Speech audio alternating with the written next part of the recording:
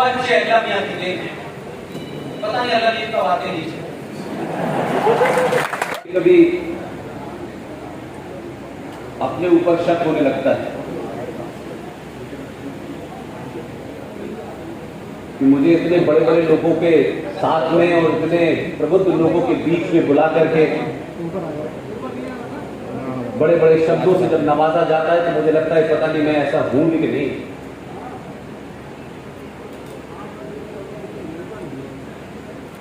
मुझे इस बात की खुशी है कि जब मैं पहली बार आया था तो कुछ कुर्सियां खाली थी। ये बदलाव है कि 7वीं बार आने पे जगह ही नहीं बच रही।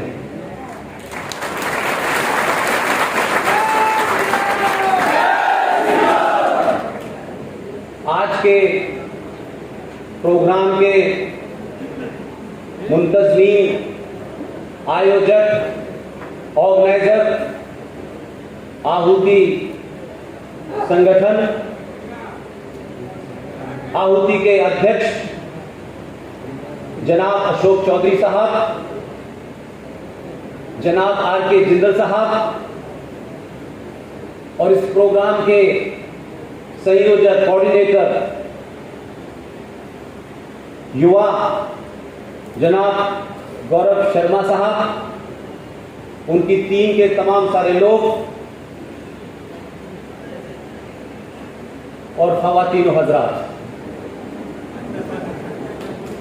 बहनों और भाइयों,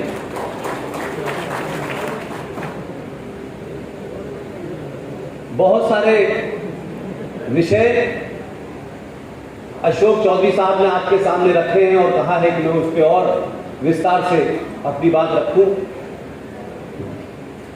देश, राष्ट्र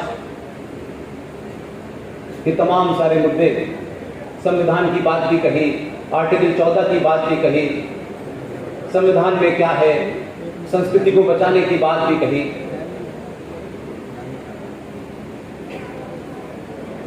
कुछ मुद्दे ऐसे होते हैं जिनको कई सौ साल तक लड़ना होता है, उसके लिए आपके पास समय होता है। आप आज की जगह कल भी लड़ सकते हैं, परसों भी लड़ सकते हैं, 10 साल बाद भी लड़ सकते हैं। कुछ समस्याएं, कुछ चुनौतियां, कुछ संकट ऐसे होते हैं कि उनका इलाज तत्काल करना होता है। इस तथाकथित आजाद भारत में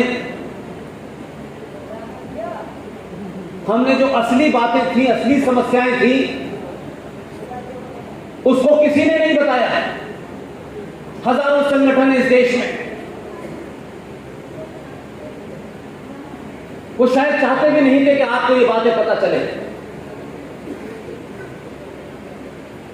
संगठन कभी कभी जब बुढ़े हो जाते हैं तो बीमारियों से ग्रस्त हो जाते हैं, स्वार्थ से ग्रस्त हो जाते हैं, निजी हित में ग्रस्त हो जाते हैं।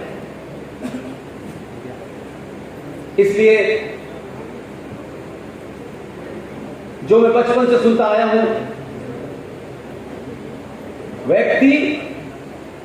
व्यक्ति से बड़ा संगठन, संगठन से बड़ा देश, लेकिन उसमें एक लाइन और जोड़ता हूं कि देश से बड़ा राष्ट्र।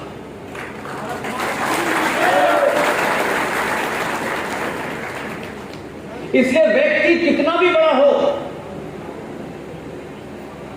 वो महत्वपूर्ण नहीं होता। व्यक्ति आते हैं, संगठन बनते हैं, टूटते हैं, पार्टियां बनती हैं, टूटती रहती हैं, कभी कोई प्रधानमंत्री बनता है, कभी कोई अध्यक्ष बनता है। यह सिलसिला निरंतर रहेगा जब तक मानव जाति इस धरती पर है। इसके देश की जब आप चिंता करते हैं तो जो काम इस देश के बुद्धिजीवियों को, शिक्षण संस्थानों को, विश्वविद्यालय को बताना चाहिए था,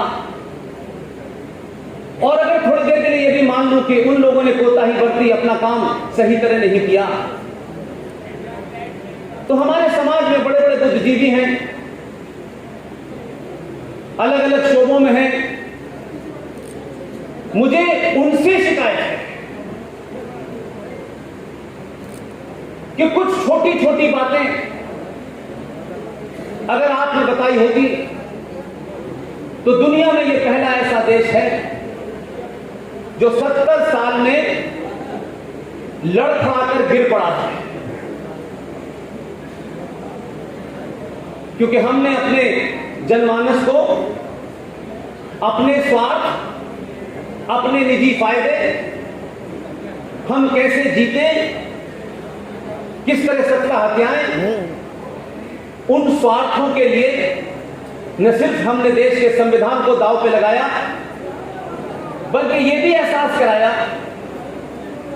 कि राजनीतिक दल, कुछ संगठन जो समय समय पे नारे देते हैं, नैरेटिव बनाते हैं, वो उनके हित में तो हो सकते हैं, वो कुछ राजनीतिक लाभ हानि तो हो सकती है, लेकिन उन नारों से राष्ट्र नहीं बचाया जा सकता। मैं बात वहां से शुरू करता हूं तो बीच में गौरव भाई ने भी कही, अशोक जी ने भी कही, आखिर हमारी स्थिति ऐसी क्यों है? हम तो हजारों हजारों साल में एक ऐसी परंपरा, एक ऐसी संस्कृति के मानने वाले थे जब विश्व की अर्थव्यवस्था में हमारा 33% कंट्रीब्यूशन था। हमारी परंपरा इतनी महान थी, हमारा ज्ञान पूरी दुनिया में गया, लेकिन वो देश, वो राष्ट्र, वो संस्कृति आज अपने अस्तित्व की लड़ाई लड़ रही है। और आज भी बहुत बड़ी संख्या में स्वयंभू नेता और संगठन आज की युवा पीढ़ी को संचार क्रांति के दौर में भी मूर्ख बनाने पे लगे हैं।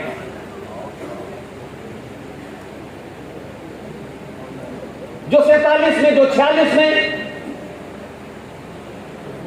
जो 712 में आपके दुश्मन थे, मुझे शिकायत उनसे नहीं है।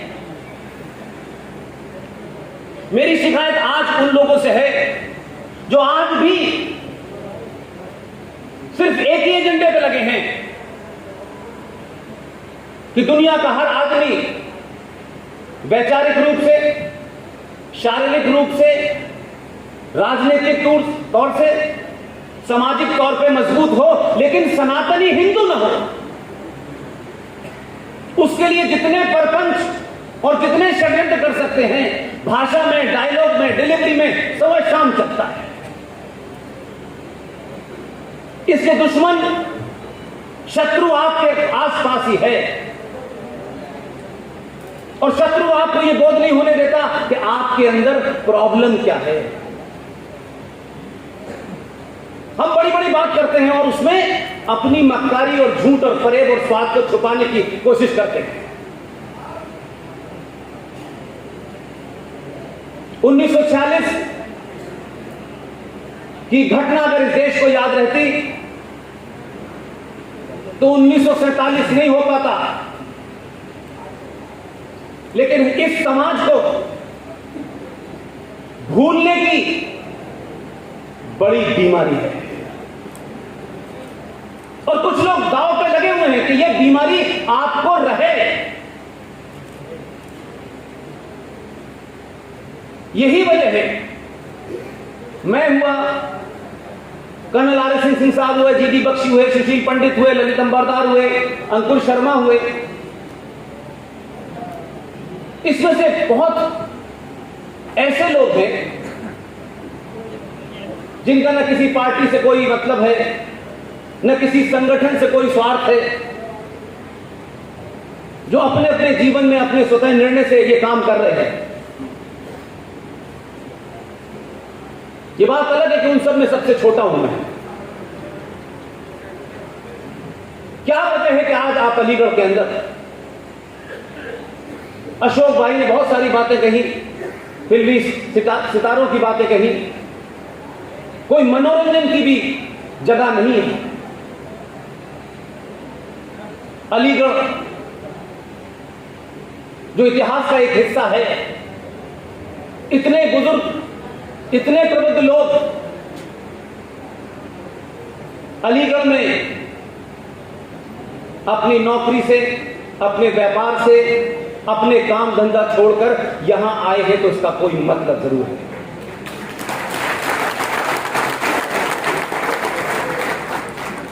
कोई बात जरूर है आपके अंदर जो आपको खामोशी और शांति के साथ बैठने नहीं दे रही। इसीलिए मैंने कहा कि यह महत्वपूर्ण नहीं है कि स्टेज के ऊपर कोई फिल्मी स्टार है कि नहीं है,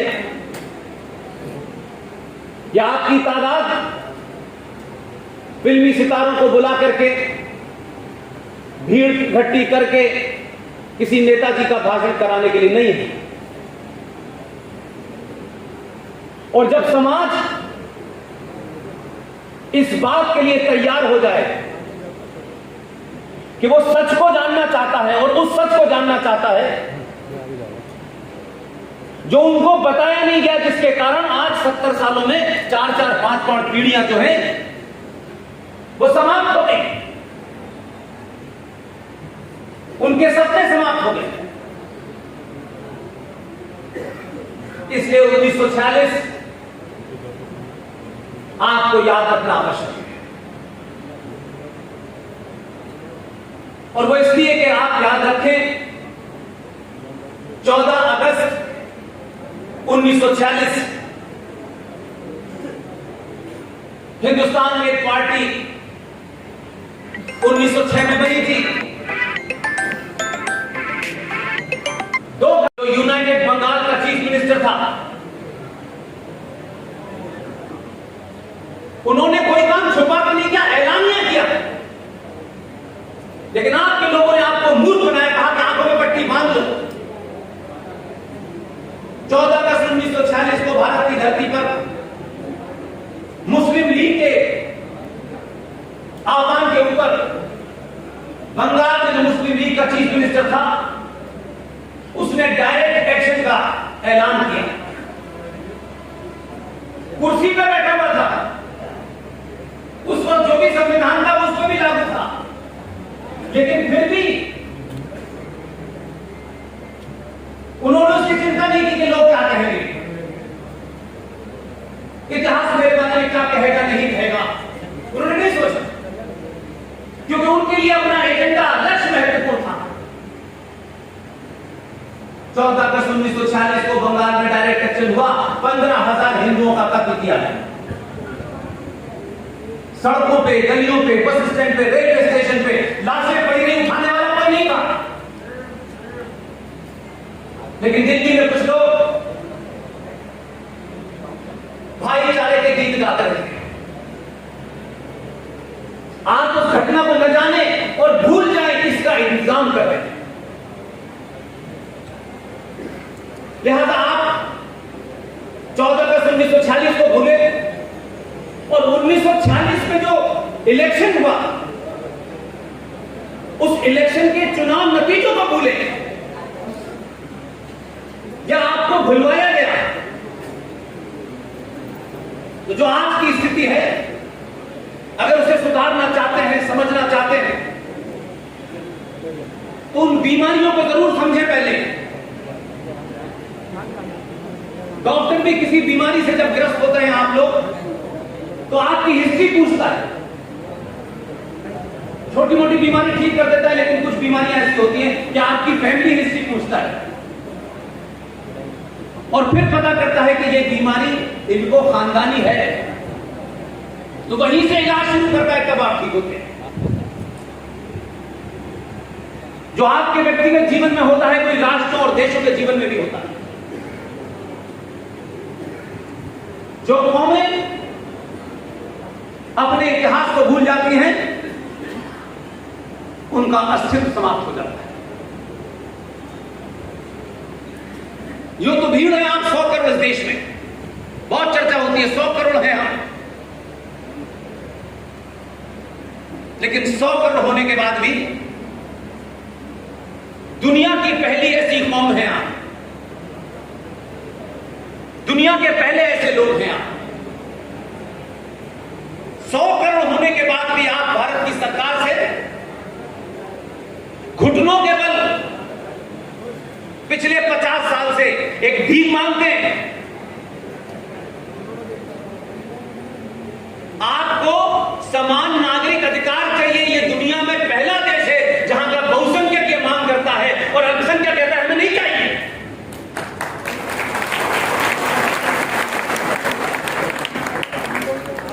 हम 100 करोड़ की भीड़ होते हुए कभी सोचते नहीं है कि दुनिया हमारे बारे में क्या सोचेगी। इसलिए 1946 के चुनाव के रिजल्ट याद रखिए, और जब तक आपको रेफरेंस आपके मजबूत नहीं होंगे तो आपका तर्क कभी मजबूत नहीं हो सकता। ये 2021 का भारत है। भारत के सनातनी समाज को एक वैचारिक युद्ध को लड़ना है, क्योंकि आप युद्ध लड़े नहीं, क्योंकि आपकी मानसिकता कुछ और है। आप तो कहते हैं कि लड़ने का काम क्षत्रियों का है, हमारा थोड़ा नहीं कोई काम। जो काम आप प्लासी के युद्ध में कर रहे थे वही आज कर रहे हैं। आक्रांत आपसे लड़ रहा है, छत्री इधर से लड़ रहा है। बाकी इस देश में लोग ताली बजाने के लिए खड़े रहे हैं कि कब इसका परिणाम क्या निकलेगा, और हम सिर्फ ताली बजाएंगे।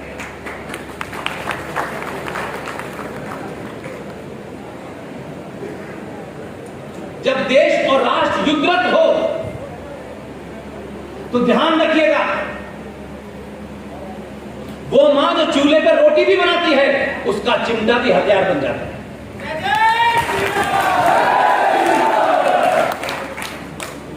युद्ध में हर एक की भूमिका है। युद्ध के समय जब विदेशों से युद्ध होता है तो आपके पास सिर्फ यही खबरें आती हैं, 5 सैनिक उधर के मारे गए, 2 हमारे मारे गए। वो सैनिक आखिरी पंक्ति है, उसके पीछे कई 10 पंक्तियां खड़ी हैं, तब वो गोली चला पाता है। उनकी चर्चा नहीं होती, उनकी भूमिका कितनी महत्वपूर्ण है। इसलिए हम सब सत्ताओं के पीछे दौड़ते हैं, कभी इस पार्टी को पकड़ा, कभी उस पार्टी को पकड़ा, कभी हम ब्राह्मण हुए, कभी हम ठाकुर हुए, कभी हम दलित हुए, कभी हम यादव हुए। जब इससे दिल नहीं भरा तो सत्ता के दलालों ने आपको एक शब्द निकाला, ये महापिछड़ा है, ये महादलित है, ये अमीर ब्राह्मण है, ये गरीब ब्राह्मण है। और हम सब अपने स्वार्थों के लिए, चंद नेताओं से नजदीकी के लिए, मेरा स्वार्थ पूरा हो जाए, इसलिए उन सब नारों को आगे बढ़ाया हमने। लिहाजा कभी आपने सामूहिक तौर पर एक राष्ट्र के रूप में नहीं सोचा। हम देश की चिंता करते हैं और हर बार देश के बारे में कहते हैं। एक देश था, दुनिया का बड़ा ताकतवर देश था, जिसे सोवियत यूनियन कहा करते थे। दुनिया के आधुनिक हथियार थे, हजारों लाखों मिसाइल थी उनके पास। दुनिया डरती थी रूस से। एक ही गलती की उन्होंने सेना लगा करके देश बचाया, लेकिन राष्ट्र के लोग कायर हो गए, इसलिए 24 टुकड़े हो गए।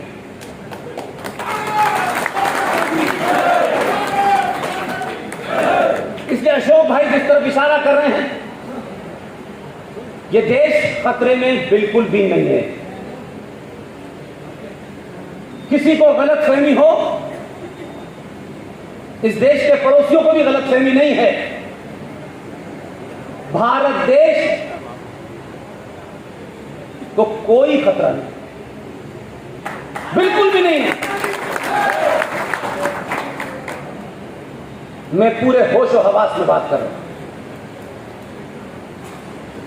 लेकिन भारत राष्ट्र को सबसे ज्यादा खतरा है। आप कह सकते हैं कि राष्ट्र और देश है क्या चीज, क्योंकि हमारे लिए सब कुछ देश देश देश की बात ज्यादा हुई। जो राष्ट्र होता है उसको हटा देना पल्ली तरफ से, उसकी कोई सीमा नहीं होती। बाई तो करने जा रहा हूँ। राष्ट्र अलग चीज से चलता है और देश अलग से चलता है। देश एक भूमि का टुकड़ा है, उसकी बाउंड्री है। आप कह सकते हैं काराकोरम से कन्याकुमारी तक, आसाम से गुजरात तक, ये कह सकते हैं ये टेरिटोरियल हिस्सा है, एक बाउंड्री है, जमीन का टुकड़ा है। इसकी रक्षा के लिए भारत सरकार ने फौज बनाई है। इसके अंदर की व्यवस्था चलाने के लिए पुलिस है, न्यायपालिका है, सबका एक मैंडेट है।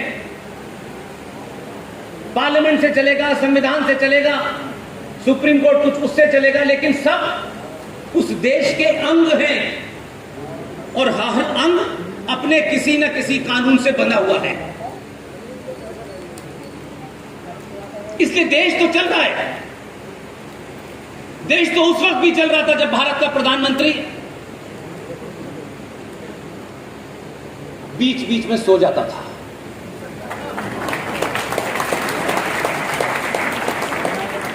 देश तो उस वक्त भी चल रहा था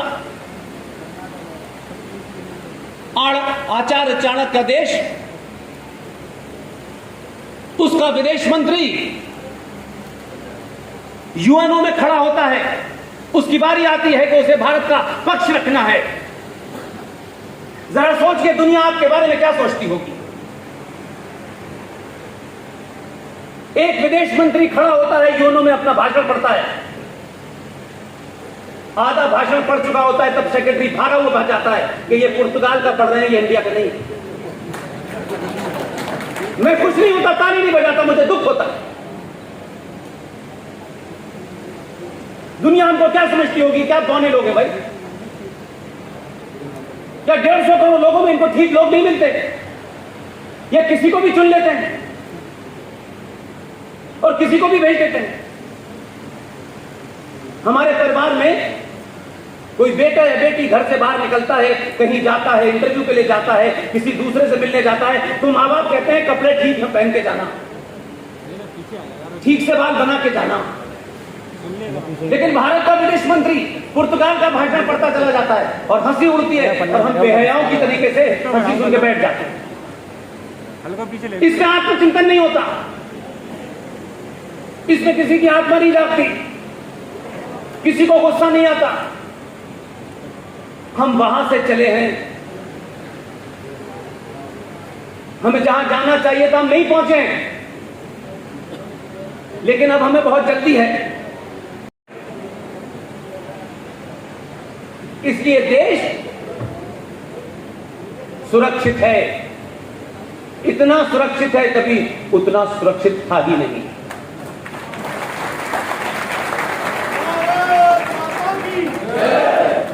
आपकी भूमिका, मेरी भूमिका इस देश के सुरक्षित होने में कुछ भी नहीं है।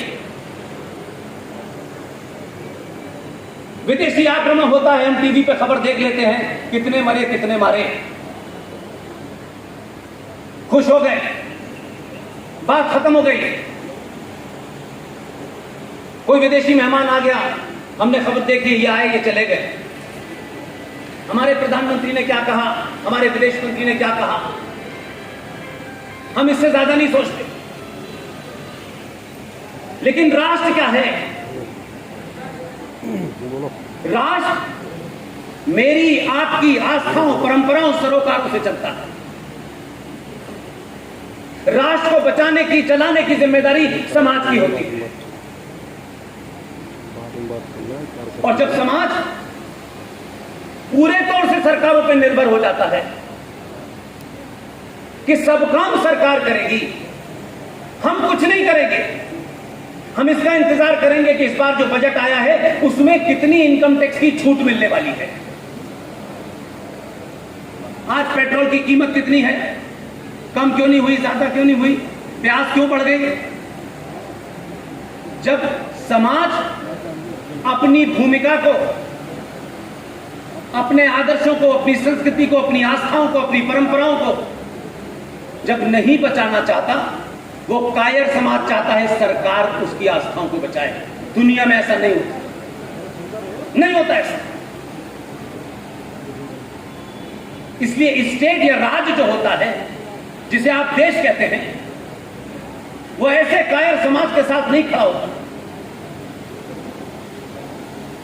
हजारों साल पहले, मैं नहीं जानता 47 से पहले क्या था, औरंगजेब ने ये किया वो किया, ये कहानियां सुनते सुनते हम पढ़े हुए, हम कुछ कर भी नहीं सकते। लेकिन ये जनरेशन, गौरव भाई के दौर की जनरेशन, आज भी अगर सच नहीं बोला तो ये चौराहे चौराहे आपको घेर लेंगे। आप भाग नहीं सकते हैं। इस संचार क्रांति ने आपके झूठ की पोल खोल दी है। इसलिए मेरा काम कोई और करेगा, मैं सिर्फ अपने बेटे को सीईओ बनाऊंगा, जुगाड़ तुगाड़ करके उसे अमेरिका भेज दूंगा। भारत में और लोग हैं, ये देश चलाएंगे। भगत सिंह किसी को बनना है बने, सुभाष बनना है बने, लेकिन मैं चाचा नेहरू बनूंगा भाई।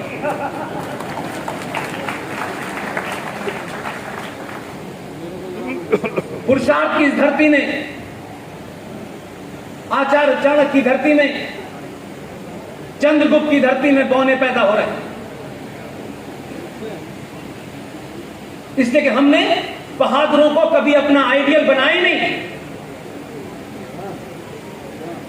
इसलिए हर चीज में हमारी वो कायरता नजर आती है, चलने में, उठने में, बैठने में, बात करने में। इसलिए जो समाज इस बात की चिंता करता है, मैं ऐसा करूंगा तो लोग क्या कहेंगे, मैं ये कपड़े पहनूंगा तो वो क्या सोचेंगे। आपकी जिंदगी निकल गई है सुनते सुनते, कहते कहते। दुनिया ने आपको वही समझा जो आप थे। लेकिन ऐसा भी नहीं है।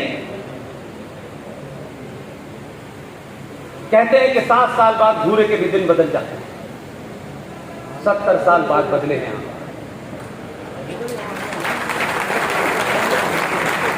आपने तमाम प्रयोग कर लिए, जातियों के, इलाके के, यहां के, वहां, सारे प्रयोग, कोई बचा ही नहीं। इसलिए आज की समस्याएं वो नहीं है जो हम समझ रहे हैं। वो चुनौतियां जिन्हें आप समझ रहे हैं वो नहीं है। और ये काम जरूरी नहीं है कि पॉलिटिकल पार्टी के लोग, किसी संगठन के लोग ही आपको बताएंगे। हम भी आप ही के बीच से नौकरी करने गए, ये एहसास हो गया कि ये करते करते शायद वो बात नहीं हम कह पाएंगे, क्योंकि हमको कहीं नौकरी करनी है। इसलिए सबने अपनी अपनी भूमिका तय की और उस दिन ये तय करा, किसी राजनीतिक दल और किसी सरकार का कोई पद डायरेक्टली इनडायरेक्टली हम नहीं देने वाले। हम जिस पर्पज के लिए आए हैं, हमारी बात 2 लोग भी सुनेंगे तो भी इसी बलबले और जज्बे के साथ कहेंगे, और करोड़ों सुनेंगे तब भी यही कहेंगे। हमें इस बात की चिंता नहीं है कि हमारी बात कितने लोग सुनते हैं। आपकी मौजूदगी मुझे ये बताती है कि आपके अंदर एक हलचल पैदा हो गई। ये हलचल आपको सोने नहीं देगी, ध्यान रखिएगा। आपकी बहनों को, माओं को, बेटियों को, पत्नियों को सोने नहीं दे रही है। अभी मुझे होटल में कोई साहब मिलने आए, मैं नाम नहीं जानता, बोले आप मेरे घर में झगड़ा करा देंगे। बोले सोते वक्त मैं बेडरूम में आपकी स्पीच सुनता हूं और बीवी गुस्सा करती है। ये दोनों तरफ है, ये दोनों तरफ है, ध्यान रखिए। इसलिए जो भी बिना किसी स्वार्थ के दुनिया में बोल रहे हैं, आज वो किसी बड़े से बड़े नेता से ज्यादा बड़े हैं।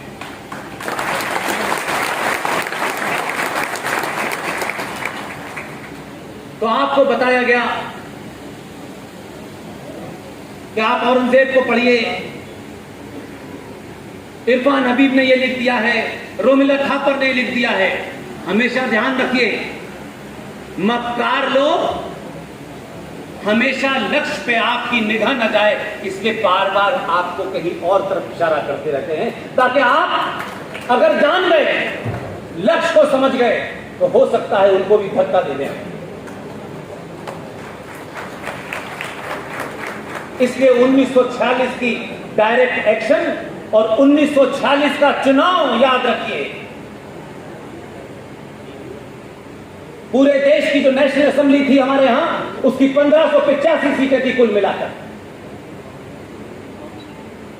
उसमें 492 सीटें मुसलमानों के लिए सुरक्षित थी। पूरे देश में कोई 130 सीटें या 112 सीटें लोकसभा की थी, उसमें भी 30 सीटें सुरक्षित थी। चुनाव हुआ इस बुनियाद पर हुआ कि मुस्लिम लीग पाकिस्तान का नारा लगा करके चुनाव लड़ रही थी। और कुछ भी ऐसी चीज नहीं जो मेरे पास है, जो आपके पास नहीं है, आप जा करके ढूंढ सकते हैं। सारे नारे, सारे रिजल्ट भारत की आर्काइव में मौजूद हैं और आपके मोबाइल पे भी मौजूद है। उनका नारा था, लेके रहेंगे पाकिस्तान, मर मर के लेंगे पाकिस्तान। 492 मुसलमानों के लिए जो सीटें आरक्षित थी, उसमें से 429 सीटें मुस्लिम लीग जीती। इसी बुनियाद पर जीती। उन्होंने अपनी बात नहीं छुपाई, सोहराबुद्दीन ने अपनी बात नहीं छुपाई, सोहरावर्दी ने। लेकिन आप किसी दुनिया में थे, आपके नेता, आपके संगठन कुछ और ही आपको समझा रहे थे। उधर मत देखो, उधर देखोगे तो फिर हमारी पोल खुल जाएगी। इसलिए यह बहुत जरूरी है, और मैं खुश हूं इस बात से कि एक लंबे समय के बाद एक ऐसा शख्स सत्ता में आया है। आपको हजारों बातें उनकी अच्छी बुरी लग सकती हैं। मैंने कहा मेरे मूल में देश नहीं है, मेरे मूल में राष्ट्र है, इसलिए मैं उन चीजों की तारीफ खुल के करता हूं।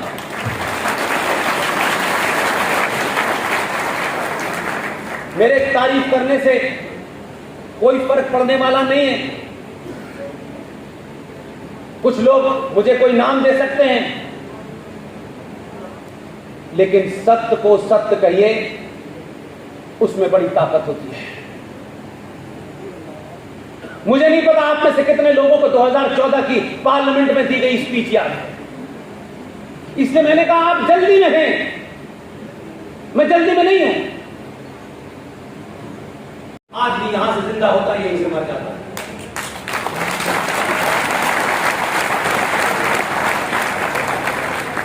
मैं बार बार इस बात को घुमा फिरा कर कहता हूं। एक बार यहां साफ कर लीजिए कि आपकी समस्या है क्या, आप चाहते क्या हैं। यकीन मानिए पूरी दुनिया आपको सलाम करेगी। या जब तक आप खुद नहीं कुछ कर पा रहे हैं, तो जो कर रहा है कम से कम उसके साथ करें।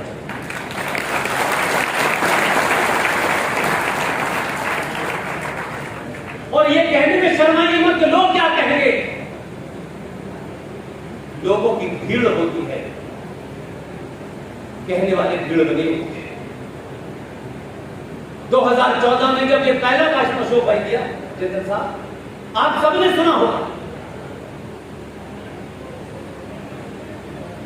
इतनी जल्दी में है लोग, तो उनको लगता है कि भाई सुबह घोषणा करे कि ये हिंदू राष्ट्र हो गया, शाम को भारत माता की जय हिंदू राष्ट्र हो गया। और उसके बाद किस चौराहे पे कौन सा जिहादी किसे मारा उसकी बात मत करो यार। हिंदू राष्ट्र हो तो क्या बस दुगना खाना खा लीजिए। हम इससे ज्यादा कुछ और नहीं चर्चा चाहते। 2014 में पार्लियामेंट में दिया गया एक भाषण का हिस्सा है, मैं बार बार आपको याद दिलाता हूं और उसको जोड़ के बताऊंगा कि मैं आपके बीच में अशोक चौधरी साहब के आदेश पे आता हूं। मैं इनका धन्यवाद करता हूं कि मेरे अपने शहर में अपने लोगों के बीच में मुझे बोलने का मौका देते हैं। नहीं तो ये पुरानी कहावत है, अच्छे अच्छों की गिनती बन जाती है अपनों के सामने बोलने। लेकिन ये ताकत इसलिए है कि मैं इसी मिट्टी में पैदा हुआ हूं और उस जगह पैदा हुआ हूं जहां से पाकिस्तान पैदा होने और बनने की राजनीति शुरू हुई।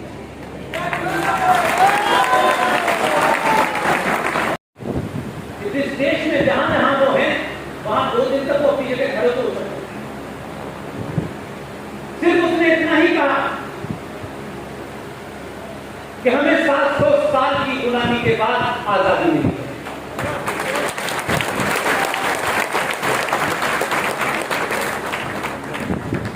इसके नेता बनाइए, नेता से साथियों जैसा बर्ताव की उम्मीद मत।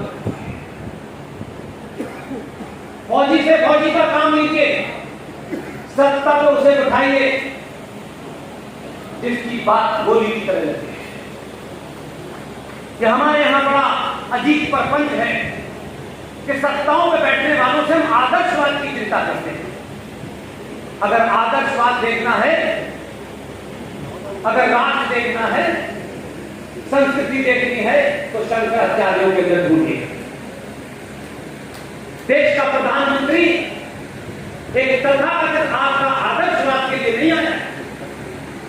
उसे डाकू से भी लड़ना है, उसे गुंडे से भी लड़ना है, उसे पड़ोसी मुल्क से भी लड़ना है।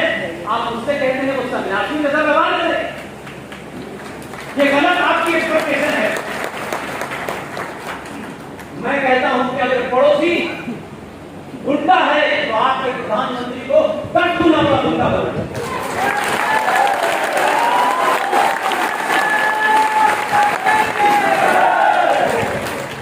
वो देश चलाने के लिए क्या है, घर चलाने नहीं, क्या किसी मंदिर का पुजारी नहीं भाई। इसके हर एक अपनी भूमिका का ध्यान रखना चाहिए, उसका अतिक्रमण नहीं करना चाहिए। जो संन्यास लेके साधु बने हैं वो टिकट लेने चाहिए। संन्यास भी है, साधु भी है, सब कुछ छोड़ दिया है, लेकिन टिकट की लाइन में लगे। ये गोल्डन बाबा है, बाबा जो आपका काम है वो आप ही करें भाई। आप जब सत्ताओं के पीछे दौड़ते हैं और सत्ता के साथ साथ जो उसके जितने भी अंग हैं वो ये समझ लेते हैं कि ये सिर्फ खुद नहीं कुछ करना चाहता, सब कुछ चाहता है मैं करूं, उस वक्त आपकी परंपरा और आदर्शों के अंदर, सबरीमला के अंदर भारत की जुडिशरी ये ढूंढती है कि यहां जेंडर जस्टिस नहीं है।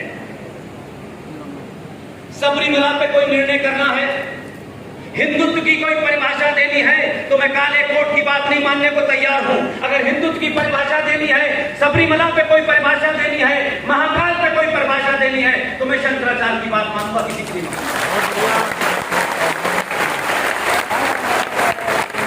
हमारा वो फोटो खींच लो, हम भी हैं जो हर चीज में एक्सपर्ट है, जो जली कट्टू में भी एक्सपर्ट है, महाकाल में पानी कितना चढ़ेगा इसके भी एक्सपर्ट है, सबरीमला के जेंडर जस्टिस में भी एक्सपर्ट है, लेकिन मस्जिद में मुसलमान औरत नमाज पढ़ेगी इसमें मुंह बंद हो जाता है।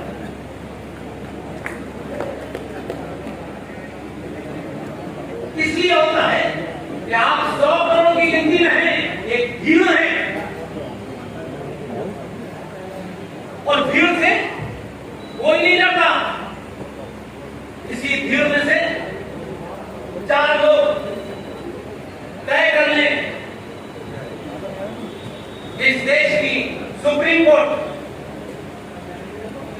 चैम्बर में बैठ कर आपको कोई आदेश देती है, आदेश तो देती है लेकिन लागू नहीं करवा पाती, क्योंकि उनको उसका मतलब पता है। और आपके ऊपर आदेश होता है तो आप दूसरे दिन से मानने लगते हैं। अब संकट बढ़ जाए, सरकार बर्बाद नियोजन का कानून बना, बर्बाद नियोजन से बचे रुपए। हम तो जब छोटे थे तो दीवारों में लिखा था, हमको हमारे को आपने उसे अपना लिया, उन्होंने नहीं अपनाया, गलती आपकी है उनकी। आप कानून से बच्चों की पैदाइश रोक सकते हैं, किस दुनिया में है? उन्होंने नारा भी सुना, दुनिया की बात, लेकिन अपने एजेंडे से 1 इंच भी इधर से उधर नहीं। लिहाजा आज भी वो ताज ठोक के कहते हैं बच्चे अल्लाह मियां की देन है, पता नहीं अल्लाह ने कब आते नीचे।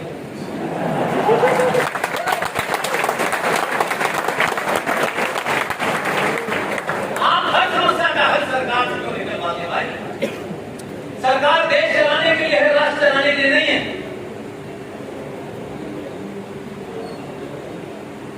इसलिए आपकी हर समस्या, तो यकीन मानिए मुझे यहां आने के बाद पता चला कि यहां एक युवा साथी